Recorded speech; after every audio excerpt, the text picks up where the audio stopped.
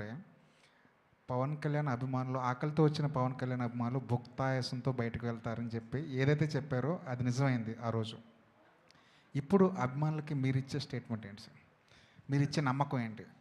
ఇందాక చెప్తున్నాను కదా సార్, పవన్ కళ్యాణ్ గారిని సినిమాలో ఆయన నవ్వడం చూసి, ఆయన జోకులు వేయడం చూసి, ఆయన స్టైల్గా డ్రెస్సింగ్ నుంచి, ఆయన ఫ్రీ ఫ్లో, ఆయన రెగ్యులర్గా ఉండే, ఆయన సహజ సిద్ధంగా ఆయన డిఎన్ఏలో ఉండే స్వాగ్, ఆ కరిజ్మాటిక్ మూమెంట్స్ అవి చూసి యాజ్ ఎ ఫ్యాన్గా, not as a director, as a ఫ్యాన్గా చెప్తున్నా, చాలా చాలా చాలా సంవత్సరాలు అయింది. ఇది మట్టుకు ఇందులో ఇంకా సెకండ్ థాట్ లేదు. అలాంటి పవన్ కళ్యాణ్ గారిని నేను చూపించబోతున్నా. ఇదే నేను ఫ్యాన్స్కి ఇచ్చే భరోసా. హరీష్ ఇక్కడ ఎస్, ఇద్దరు హీరోయిన్స్ తీసుకున్నారు సార్ కొంచెం గట్టిగా. ఇద్దరు హీరోయిన్స్ తీసుకున్నారు. అవునండి. ఇద్దరికి స్టోరీ చెప్పారా? పవన్ కళ్యాణ్ గారి సినిమాని ఇద్దరిని ఓకే చేయించారా?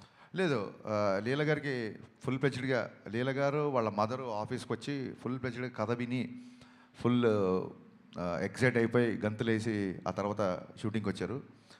రాశీకన్న గారికి ఫోన్ చేసి నేను రాశీకన్న గారికి ఏం చెప్పానంటే, నా ప్రెషర్ ఆఫ్, అప్పటికి రాశీకన్న గారు వచ్చేసరికి మా షెడ్యూల్ మొత్తం ఫిక్స్ అయిపోయింది.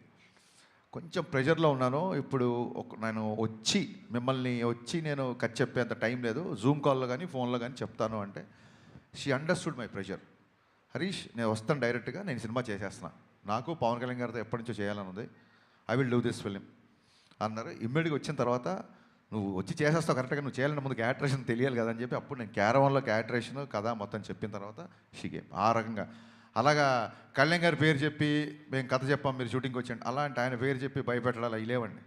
ఆయనకి భయపడడం తప్ప ఆయన పేరు చెప్పి భయపెట్టాలి లేవు. ఇందాక మీరు మాట్లాడుతూ శ్రీలీల గురించి Q&Aలో కొన్ని చెప్తా అనగానే శ్రీలీల పాపం క్వశ్చన్ మార్క్ పెట్టింది ఫేస్. అంతే సార్, అంటే ఇప్పుడు ఇలాంటివి మాట్లాడితేనే కదా కొంచెం దాన్ని ఏమంటారు, కంటెంట్ వైరల్ అవుతాయి. హరీష్ గారు, మీరు ఏ ముహూర్తాన్న ఇచ్చి పడేసే గోత్రం ఎరగదీసే నక్షత్రం అనే డైలాగ్ రాశారో అది ఎవరికి వాళ్ళు కన్వే చేసుకుంటున్నారు. అవునండి, చాలా పెద్దగా వైరల్ అయిపోయింది. ఎవరికి వాళ్ళు, ఇప్పుడు పవన్ కళ్యాణ్ గారు కూడా దాన్ని ఆయన స్టైల్లో డిఫైన్ చేసుకున్నారు.